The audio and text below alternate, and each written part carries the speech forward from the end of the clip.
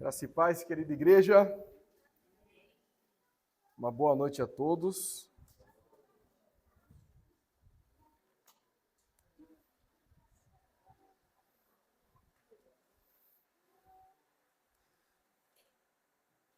É uma grande alegria servir a Deus ao lado de todos vocês, meus irmãos. É um privilégio servir a Deus com vocês. Eu amo essa igreja.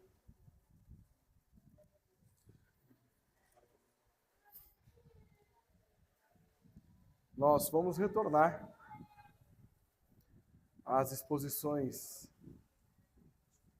em Juízes com a série O Ciclo de Juízes e a Esperança do Rei Perfeito.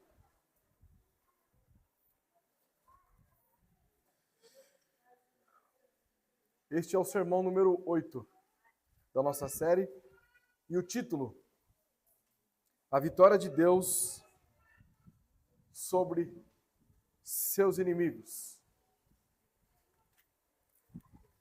Como um subtítulo, nós podemos colocar aí lições sobre a soberania divina. Pois destacaremos aqui a soberania de Deus. Juízes, capítulo 4, versículos 17 ao 24.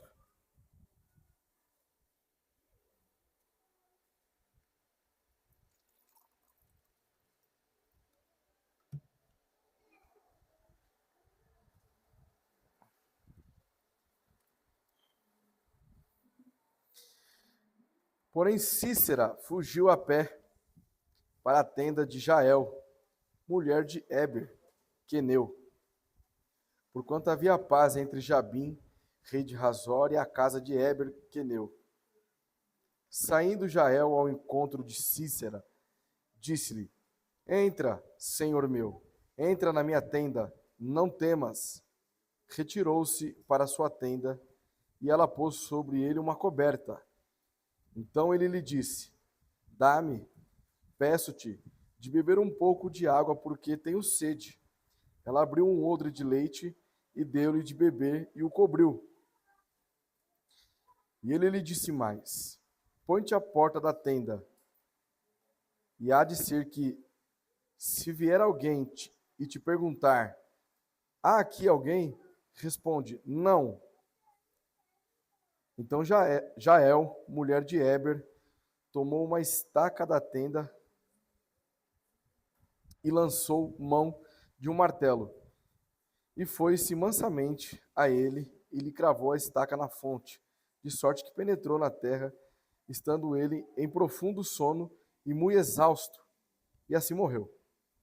E eis que, perseguindo Baraque a Cícera, Jael lhe saiu ao encontro e lhe disse: Vem, e mostrar-te-ei o homem que procuras. Ele a seguiu, e eis que Cícera jazia morto, e a estaca na fonte. Assim, Deus, naquele dia, humilhou a Jabim, rei de Canaã, diante dos filhos de Israel. E cada vez mais a mão dos filhos de Israel prevalecia contra Jabim, rei de Canaã, até que os exterminaram. Amém. Senhor, nosso Deus, amado Pai, graças te damos por mais esta noite, o dia do Senhor, em que nós nos encontramos como igreja, para a louvor e adoração do teu santo nome. Em nome de Jesus, nós pedimos ao Senhor que nos ilumine com o teu Santo Espírito, para que tenhamos acesso às preciosidades contidas nas Sagradas Escrituras, e assim sejamos alimentados para a tua glória. Em nome de Jesus. Amém. Queridos, gostaria que todos prestassem bastante atenção, inclusive os nossos pequeninos, porque essa introdução, como nós temos feito, eu quis englobar aqui tanto para os adultos quanto para as crianças em uma única introdução, porque eu julgo que está bem facinho a compreensão daquilo que nós vamos tratar esta noite. Então, gostaria que os irmãos imaginassem um grande xadrez. Eu não gosto de xadrez. Não é nem que eu não gosto. Eu não sei jogar. Não sei nem como é que funciona. Mas eu imaginei aqui. Então, vocês imaginem aí um xadrez sendo disputado em uma praça. E ali tem alguns espectadores ansiosos por verem quem será o vencedor. Um dos jogadores, aparentemente mais fraco, está cercado por peças inimigas. E parece estar à beira de ser derrotado. Porém, há algo que apenas ele sabe. Então ele está ali dando uma de João sem braço, a galera achando que ele não é de nada. Mas ele conhece cada movimento do jogo, cada estratégia e cada possibilidade. O homem é um estrategista. Então, com calma e confiança, realiza uma jogada inesperada, surpreendendo todos os presentes e conquistando a vitória. Então, todos aqueles que achavam que ele não era de nada, ficam surpresos. Assim é Deus em relação aos seus inimigos. Por mais que as circunstâncias pareçam desfavoráveis aos olhos humanos, a soberania divina garante que nada escapa do seu controle. Independente do cenário que você se encontra. Pode parecer impossível para você. Na verdade, você julga até que parece que Deus não te escuta. Porque você olha e as coisas não acontecem. Mas, mesmo nas circunstâncias adversas, Deus está no controle. Ele conhece todos os detalhes da batalha, cada coração, cada intenção. Sua vitória não depende da força do adversário, mas do seu plano perfeito e do seu poder soberano. Deus não depende de absolutamente nada, de nenhuma causa secundária. Deus executa os seus propósitos de acordo com tua santa e soberana vontade. O que nós chamamos de decreto. Como no xadrez, ele transforma ameaças em oportunidades e derrota em triunfo. Então, ao refletirmos sobre a soberania de Deus, nós somos convidados a confiar plenamente em sua capacidade de transformar qualquer situação, por mais impossível que pareça. Dizer que cremos e confiamos em um Deus soberano é descansar em meio às dificuldades. Isso significa confiar na soberania de Deus. É você descansar, mesmo diante das tempestades. Por quê? Sua vitória é certa.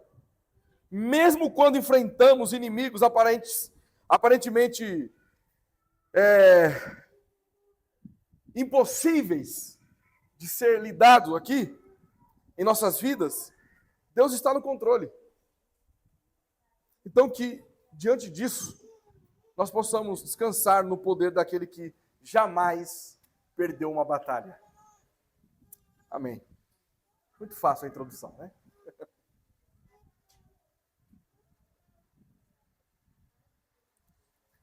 Então, nosso sermão com o título A vitória de Deus sobre seus inimigos. Teremos aqui, então, lições sobre a soberania divina. Então, a vitória de Deus sobre os seus inimigos tem 2 pontos. O primeiro deles inicia com a derrota dos inimigos de Deus. Uma vez que nós trataremos a respeito da vitória de Deus, inicia com Deus derrotando os seus inimigos. E o segundo ponto, por uma questão lógica, se ele inicia derrotando, ele termina como vitorioso. A vitória sobre os inimigos de Deus. Então nós temos 2 pontos: a derrota dos inimigos de Deus e a vitória sobre os inimigos de Deus. Ok? E a palavra-chave para os pequeninos: soberania. É muito importante destacarmos que todas as vezes em que nós destacamos uma palavra-chave, mas essa palavra já foi. Mas existem diversas possibilidades de você tratar cada palavra com os seus filhos. Focando em algumas áreas da vida. Fazendo aplicações para que eles possam compreender cada vez mais e melhor as palavras aqui destacadas por nós. Ok? E a nossa afirmação teológica: Deus é soberano em qualquer circunstância. Ok? Vamos lá. Então, dos versículos 17 ao 21, a derrota dos inimigos de Deus. Vamos tomar nota novamente. 17 ao 21. Porém, Cícera fugiu a pé à tenda de Jael, mulher de Heber, queneu, porquanto havia paz entre Jabim, rei de Hazor, e a casa de Heber, queneu. Saindo Jael ao encontro de Cícera, disse-lhe: Entra, senhor meu, entra na minha tenda, não temas. Retirou-se para sua tenda, e ela pôs sobre ele uma coberta. Então ele lhe disse: Dá-me, peço-te, de beber um pouco de água, porque tenho sede.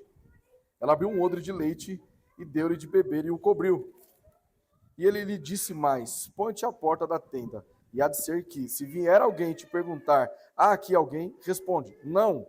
Então Jael, mulher de Heber, tomou uma estaca da tenda e lançou mão de um martelo e foi-se mansamente a ele e lhe cravou a estaca na fonte, de sorte que penetrou na terra, estando ele em profundo sono e muito exausto, e assim morreu. A derrota dos inimigos de Deus se vale pela soberania divina. A soberania de Deus sobre os planos dos inimigos de Deus. Por Deus estar no controle exaustivo de todas as coisas, até mesmo os seus inimigos estão debaixo de suas mãos. Por isso ele tem controle de tudo. Por mais que os inimigos tramem contra Deus, ele está no controle, ele sabe de todas as coisas. Nada pega Deus de surpresa. Então nós temos aqui alguns pontos interessantes para ser destacados. Primeiro, a fuga de Cícera. Segundo, a intervenção de Jael. E em terceiro lugar, nós vamos observar esta inversão de valores que ocorre. Jael, esposa de Heber, queneu, trazendo um homem para sua casa, demonstrando ali uma hospitalidade ausente do marido. Algo que não era comum. E, na verdade, não é comum. Até os dias de hoje. Não é verdade? Mas, para nós entendermos isso, vamos retroceder um pouquinho lá em Gênesis, capítulo 18, dos versículos 2 ao 8.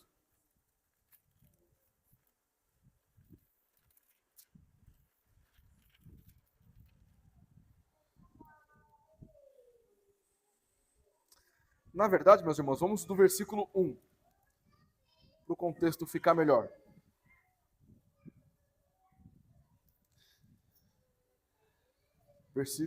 Capítulo 18, versículos 1 ao 8. Apareceu o Senhor a Abraão nos carvalhais de Manre, quando ele estava sentado à entrada da tenda, no maior calor do dia. Levantou ele os olhos, olhou, e eis 3 homens de pé em frente dele. Vendo-os, correu da porta da tenda ao seu encontro, prostrou-se em terra e disse: Senhor meu, se acho mercê em tua presença, rogo-te que não passes do teu servo. Traga-se um pouco de água, lavai os pés e repousai debaixo desta árvore. Trarei um bocado de pão, refazei as vossas forças, visto que chegastes até vosso servo, depois de seguires avante. Responderam: Faze como disseste. Apressou-se, pois, Abraão para a tenda de Sara e lhe disse: Amassa depressa 3 medidas de flor de farinha e faze pão assado ao brolho. Abraão, por sua vez, correu ao gado, tomou o novilho tenro e bom e deu-lhe ao criado, que se apressou em prepará-lo. Tomou também colhada e leite e o novilho que mandara preparar e pôs tudo diante deles e permaneceu de pé junto a eles debaixo da árvore. E eles comeram.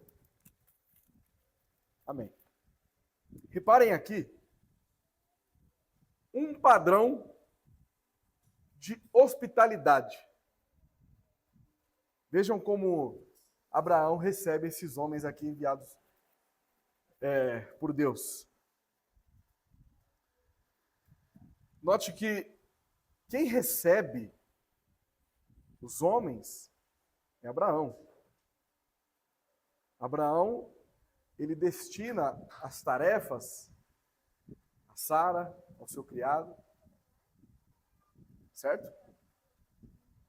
Mas o que nós estamos observando aqui é algo contrário disso. É Jael, na ausência do seu marido, recebendo um outro homem na sua tenda. Então, é uma mulher e não seu marido que oferece a hospitalidade a Cícera. Na qualidade de hóspede, Cícera não deveria pedir absolutamente nada. Como é que ele está recebendo ali a hospitalidade, e é ele que começa a pedir para Jael fazer as coisas. Faça isso, faça aquilo. Traga água para mim, agora fica lá na porta. O que é isso? Primeiro a mulher recebe o homem sem a presença do marido, e agora é o hóspede que está dando ordem na mulher de um outro homem. Que loucura. Agora, os irmãos repararam que ele pede algo para beber. Só que é o seguinte, ele pede água e ela vai buscar o quê? Leite. Primeiro ela coloca uma manta lá nele, uma coberta, e leva leite para ele. Ó, toma aqui leitinho. Fica descansando. Tá cansado, né, filho? Você correu bastante, né? Descansa. Você vai ver o que tem para você aqui.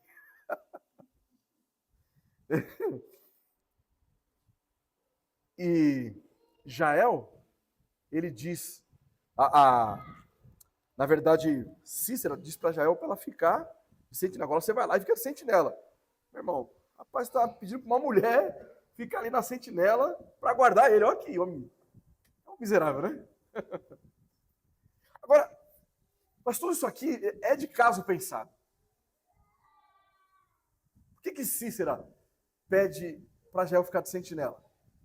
Se ela estivesse ali na porta da tenda, se algum homem desconfiasse de que teria um outro homem que não fosse seu marido na tenda, ela teria que ser apedrejada. Era um adúltero. Então Cícera, olha, segue Deus de Israel, né? Então fica lá que ninguém vai desconfiar de você. Na verdade, ela nem é uma israelita, né? Ela só está ali junto com os israelitas. E ele se sente seguro ali na tenda justamente porque havia um acordo entre o seu rei e o proprietário da tenda, que é Éber, o queneu. Agora, outro ponto também, que há uma inversão de valores aqui, é que quem está exercendo a hospitalidade não deve matar o seu convidado. Como assim ela fez. Já pensou? Vamos lá que eu vou preparar um almoço para você na minha casa. Você chega lá, tem uma surpresa desagradável. A mulher querendo te matar.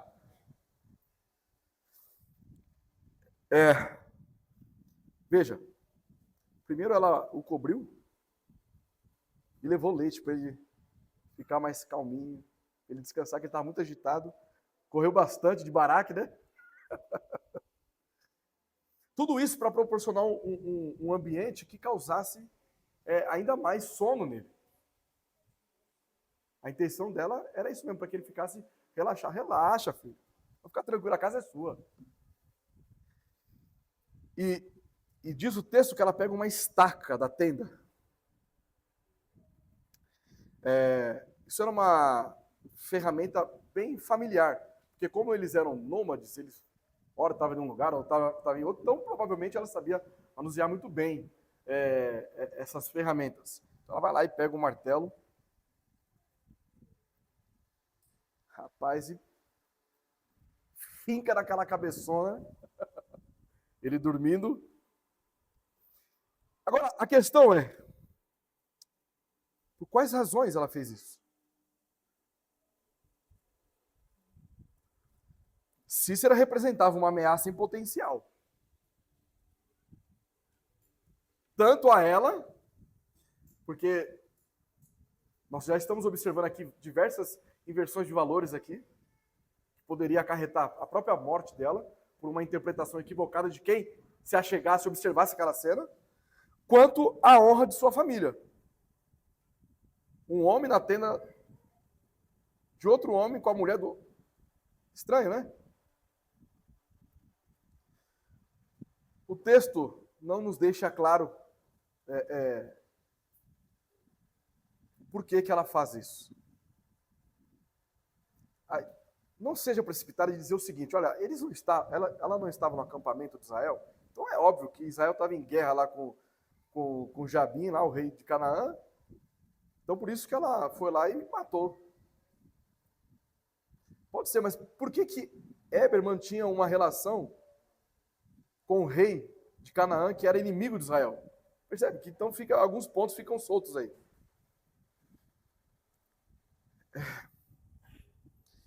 Agora, o que nós podemos aprender a partir disso? De um texto como esse? Percebe que aqui simplesmente é uma narrativa de um fato que ocorreu.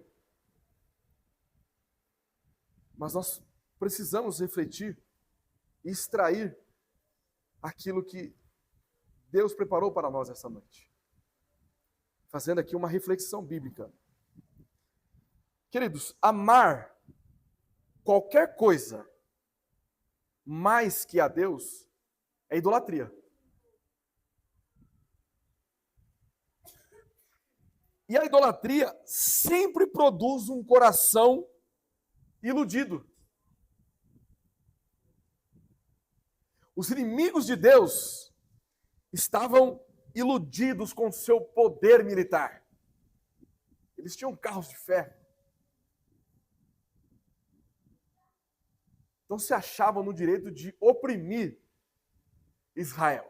Por mais que Deus estava permitindo isso, mas isso não anula a responsabilidade deles. Nós sabemos que o fato de Israel ser subjugado por nações aqui em Juízes é porque eles faziam o que era mal perante ao Senhor. Mas isso não invalida, não anula a responsabilidade de quem os oprimiam.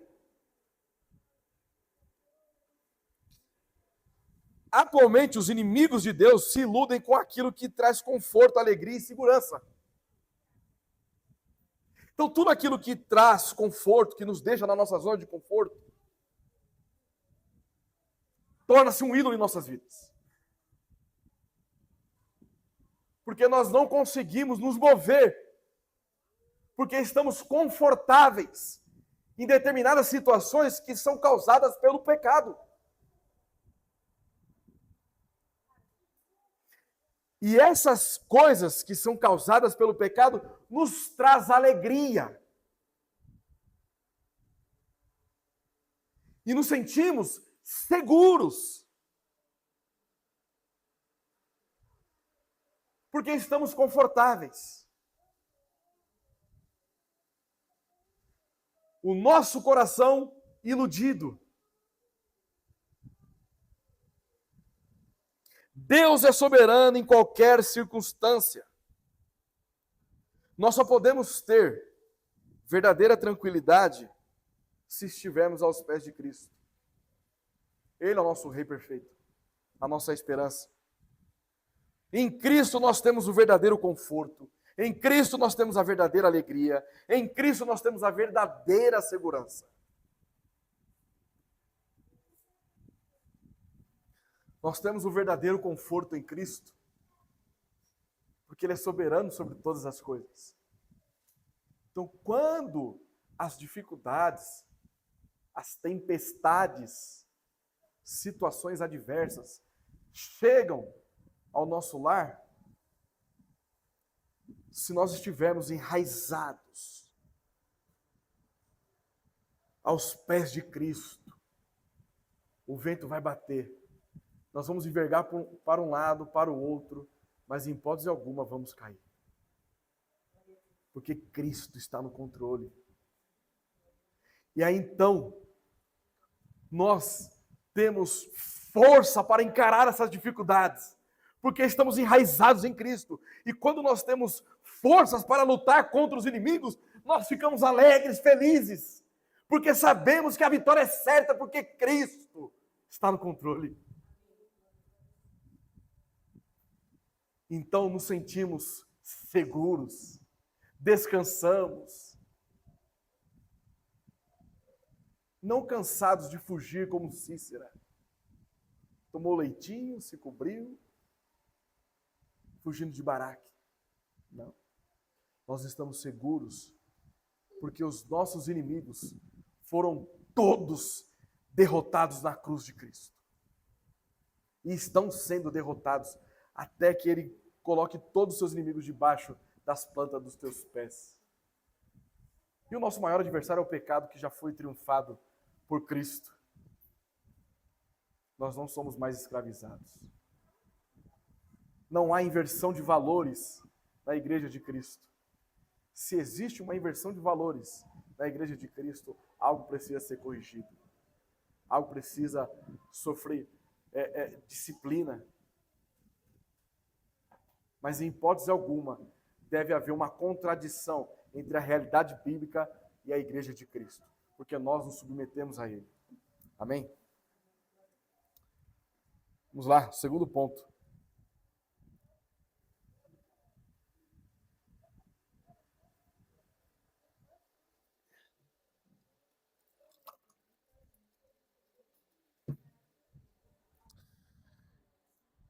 A vitória sobre os inimigos de Deus. A vitória de Deus é certa. E por isso que Ele é soberano sobre a história. Porque Ele sempre vence. Ele está no controle da história.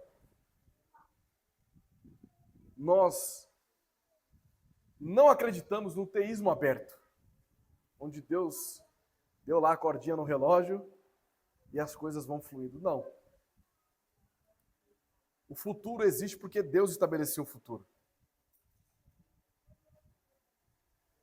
Deus é o Senhor da história. Reparem, novamente, vejam o versículo 7, aí de Juízes 4.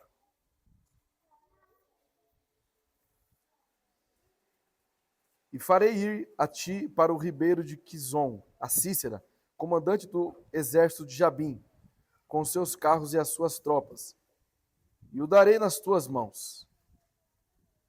Certo? Débora conversando com Baraque. Agora, vejam o versículo 9. Ela respondeu: certamente irei contigo, porém não será tua a honra da investida que empreendes, pois as mãos de uma mulher o Senhor entregará a Cícera. E saiu Débora e se foi com Baraque para Quedes. A princípio parecia que a vitória seria dada a Débora. Mas agora nós percebemos o que aconteceu. Deus entregou Sísera nas mãos de Jael, uma mulher. E ela foi ao encontro de Sísera, de Baraque, o homem que você procura, o Senhor entregando nas mãos de Baraque.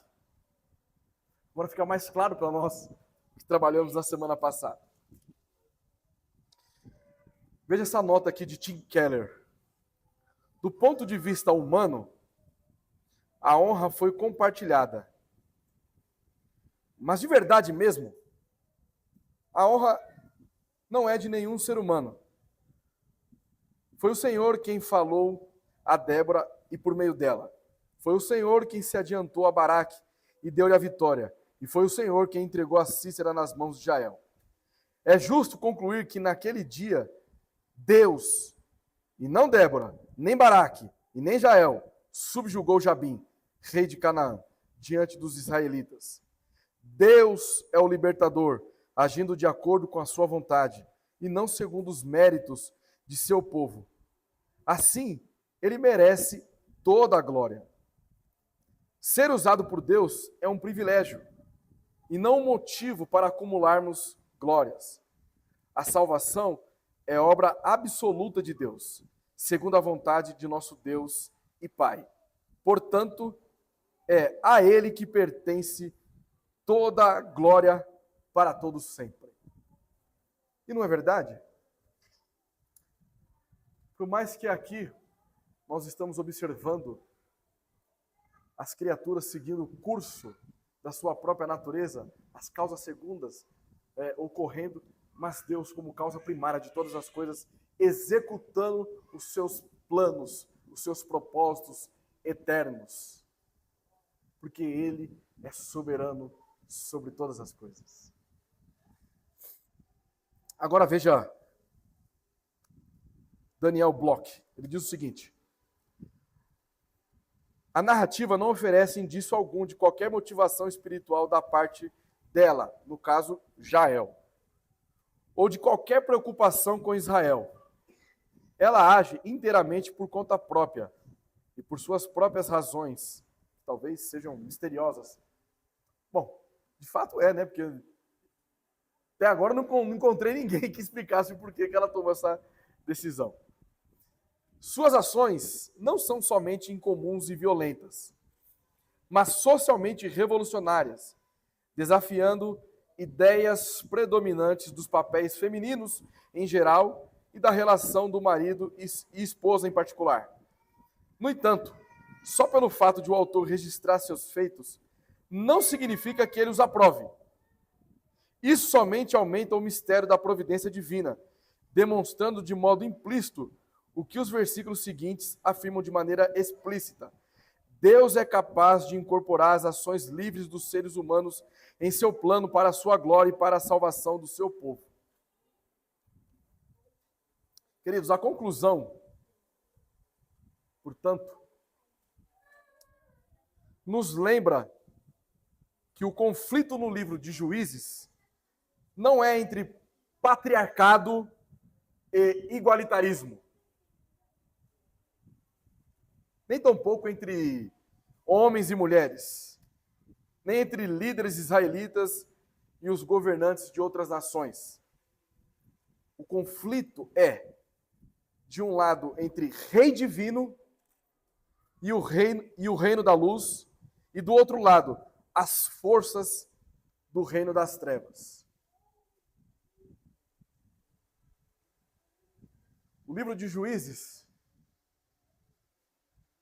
ele tem por finalidade nos mostrar a grandeza de Deus, derrotando todos os falsos deuses.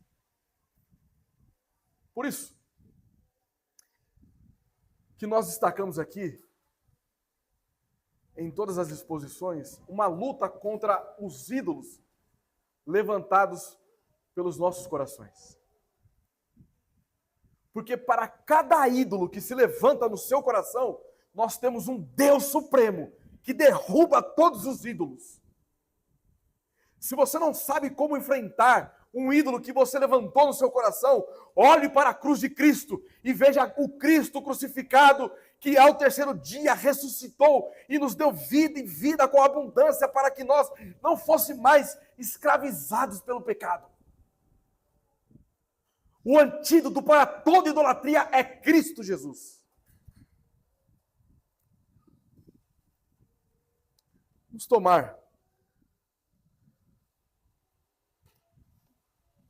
agora nota sobre as lições sobre a soberania divina. Esse sermão tende a ser um pouquinho mais curto do que o normal.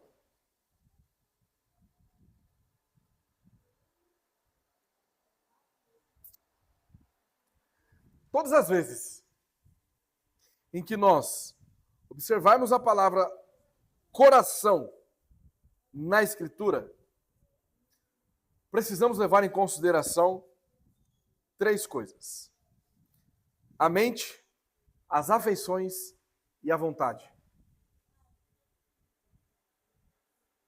Certo? Não simplesmente o coração pulsante que bate aqui em nosso peito, mas tratando a respeito da mente, de nossas afeições e da nossa volição, da nossa vontade. Ok? Veja só, quando nós pensamos em mente, no primeiro livro de Reis, capítulo 3, versículo 12, diz o seguinte: dou-te coração sábio e inteligente.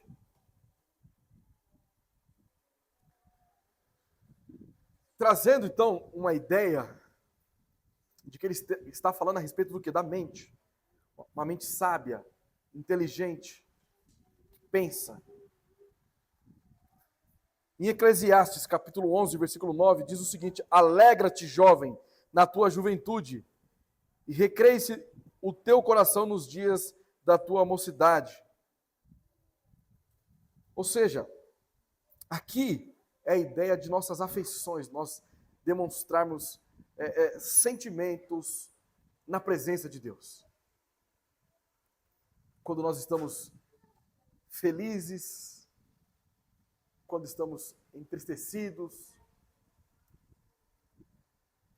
E aí nós temos lá em Deuteronômio capítulo 30, versículo 19, diz o seguinte: escolhe, pois, a vida para que vivas tu e a tua descendência. Então a ideia da vontade. E aqui, nós precisamos pensar um pouquinho sobre a soberania divina.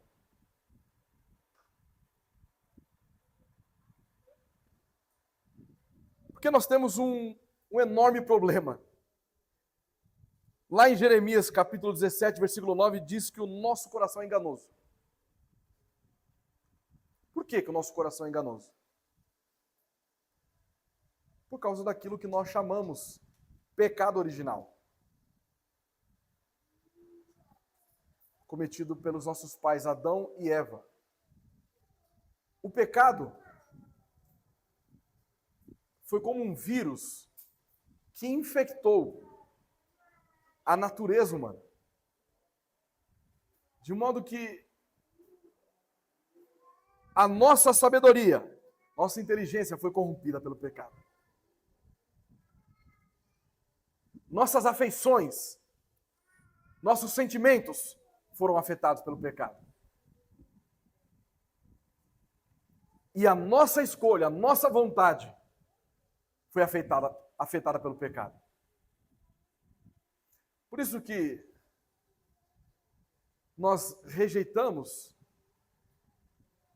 essa ideia de livre-arbítrio pelagiano defendido por muitas igrejas hoje em dia. Eu não tenho nem problema com a palavra livre-arbítrio. Mas da forma como ela é disseminada pelas igrejas, eu tenho um problema. Porque as nossas inclinações foram contaminadas pelo pecado.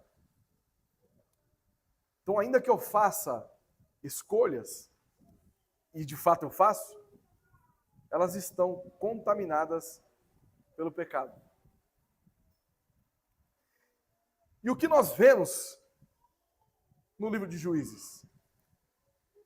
Primeiro, dos próprios israelitas,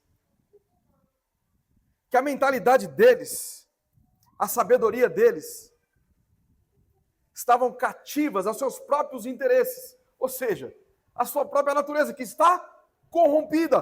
Por isso eles adoram falsos deuses. Por isso que eles fazem o livro de Juízes inteiro. E fez Israel o que era mal perante aos olhos de Deus. Porque as suas ações estavam sendo contaminadas o tempo todo pelo pecado. Então, quando eles se sentiam alegres em cultuar falsos deuses, era uma alegria pecaminosa.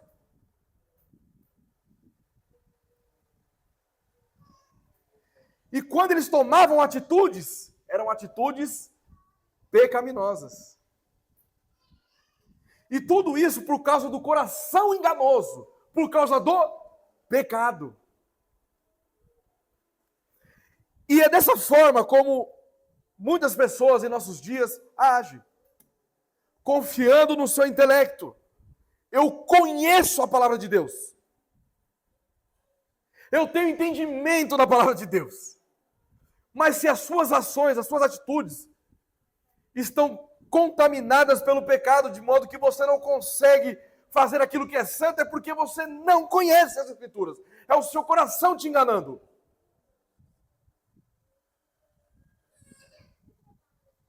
Quando você começa a se alegrar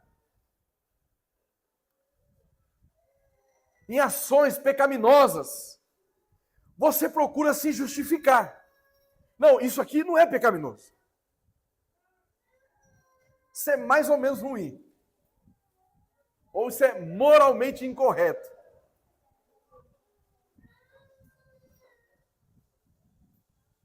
Se me faz feliz, então não é pecado.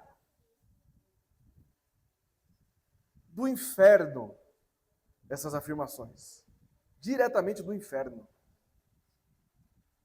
E exclusiva no seu ouvido. Que age dessa forma. Não confie na sua capacidade cognitiva, mas confie na ação do Espírito Santo abrindo o seu entendimento. Se você ainda não consegue compreender tais coisas, tenha humildade. Não seja orgulhoso, não seja soberbo, não seja arrogante. Eu não sei isso aqui. Preciso aprender. Não é feio, tá? Falar que não sabe não é feio, não. Eu não sei um monte de coisa. Talvez você possa me perguntar alguma coisa. Ó, semana que vem eu te respondo. Deixa eu fazer uma pesquisa aqui. Não é feio. Feio eu te dizer o que está errado. Então, pessoas soberbas, arrogantes, orgulhosas, se alegram em circunstâncias pecaminosas. Ah, isso é tão bom para mim. Eu não consigo fugir disso. Você só é escravizado pelo pecado porque você está usufruindo de uma alegria pecaminosa.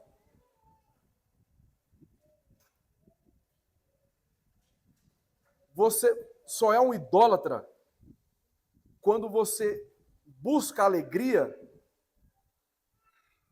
naquilo que não é Deus. O fim principal do homem é glorificar a Deus e se alegrar nele para sempre. De modo que a verdadeira alegria consiste em adorar ao único e exclusivo Deus. Portanto,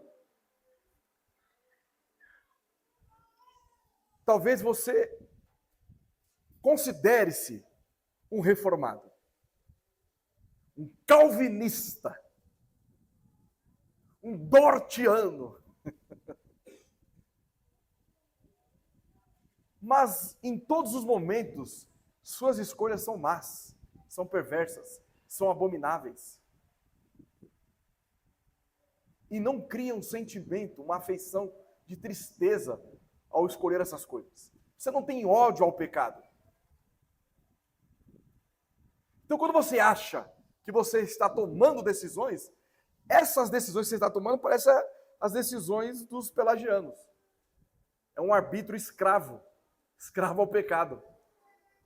Eles acreditam ser livres, mas na verdade eles só são livres para pecar. Porque a verdadeira liberdade encontra-se na pessoa e no caráter de Cristo. Somente os eleitos do Senhor têm a verdadeira liberdade. Porque os nossos olhos foram abertos. Então agora nós sabemos aquilo que é pecado e aquilo que é santificado. Por isso nós rejeitamos e odiamos o pecado. De modo, queridos, que descansar na soberania de Deus significa ter uma mente cujos pensamentos sejam pensamentos devotos à pessoa, o caráter e a obra de Cristo. As nossas crenças, as nossas convicções não estão enraizadas em falsos deuses, em ídolos, mas estão enraizadas em Cristo. O nosso entendimento é um entendimento também revigorado, transformado pelo sangue de Cristo. Por isso que agora, quando nós olhamos para a Escritura, nós temos humildade de dizer, isso aqui eu não sei, eu preciso pesquisar. E onde eu vou pesquisar? Na ortodoxia, na crença correta, conversando com pessoas piedosas. Pessoas que procuram memorizar as Escrituras. Isso é desde pequeno, meus irmãos. Nós estamos lá na labuta com o Luquinhas, fazendo ele decorar lá o Salmo 23. Já fala já sozinho. As palavrinhas dele, mas fala, né? O nosso julgamento, ele é um julgamento com discernimento. Discernimento da onde? Da verdade. Porque agora a nossa consciência foi liberta do cativeiro do pecado. Nós somos novas criaturas.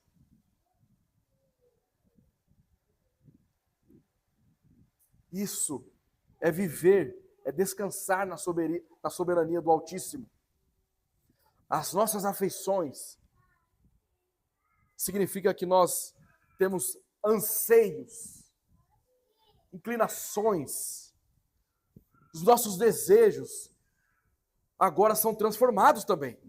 Nós desejamos estar na presença de Deus, desejamos cultuar com os nossos irmãos, desejamos guardar o dia do Senhor, observar o dia do Senhor, desejamos, usufruirmos daquilo que Deus nos concedeu como meio de graça, participarmos da ceia do Senhor, estudo bíblico, leitura bíblica diária, oração, tudo isso é prazeroso, não é um fardo. Os nossos sentimentos, nossas emoções foram transformadas. E aqui eu não estou falando de sentimentalismo, de emocionalismo, de pessoas que choram, que plantam bananeira, pelo amor de Deus. Mas é algo que é de dentro para fora. São bem-aventurados aqueles que choram. Procuram entender. Uma liçãozinha de casa. Procuram entender o que significa bem-aventurados os que choram, porque serão consolados. Será que realmente essa bem-aventurança está se referindo a pessoas emotivas que choram vendo um filme? Ou escutando um sertanejo da sofrência? Não. Mas eu vou deixar vocês pesquisarem em casa. Bem-aventurados os que choram, porque serão consolados. Bem-aventurados os limpos de coração. É esse tipo de sentimento, de emoção que nós devemos buscar. E agora, por sermos regenerados, nossas volições, nosso arbítrio, nossa capacidade de escolha também foi transformado. Ou você acha que o Espírito Santo pegou você pela orelha, vamos para a igreja? É assim? Não. Em alguns casos até que é, né? Mas na verdade, é o Espírito Santo te convencendo do pecado, da justiça e do juízo. Ele mostrando quem é Cristo. A finalidade do Espírito é apontar para a glória de Cristo. Então, quando você contempla essa beleza, você não quer fazer outra coisa a não ser estar aos pés de Cristo. Isso é prazeroso. Então você fala, olha, eu escolho servir a Deus, porque a sua capacidade de escolha foi transformada. Cristo te deu uma nova vida.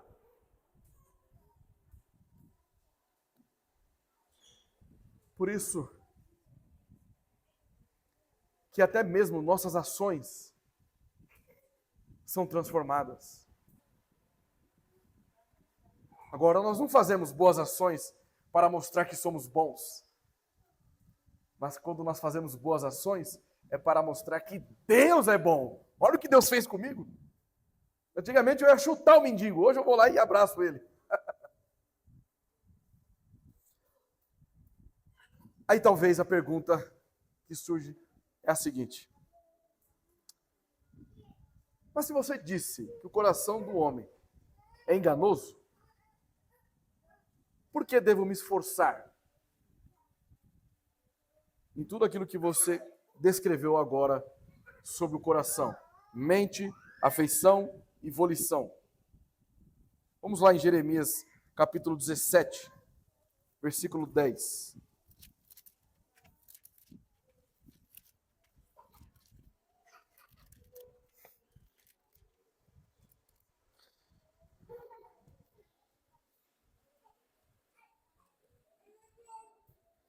Eu, o Senhor, esquadrinho o coração, eu provo os pensamentos, e isto para dar cada um segundo o seu proceder, segundo o fruto das suas ações. Deus, Ele nos deu um novo coração, uma nova capacidade de pensar, porque a nossa mente foi transformada. Nossas afeições foram transformadas. E a nossa vontade, o nosso arbítrio também foi transformado.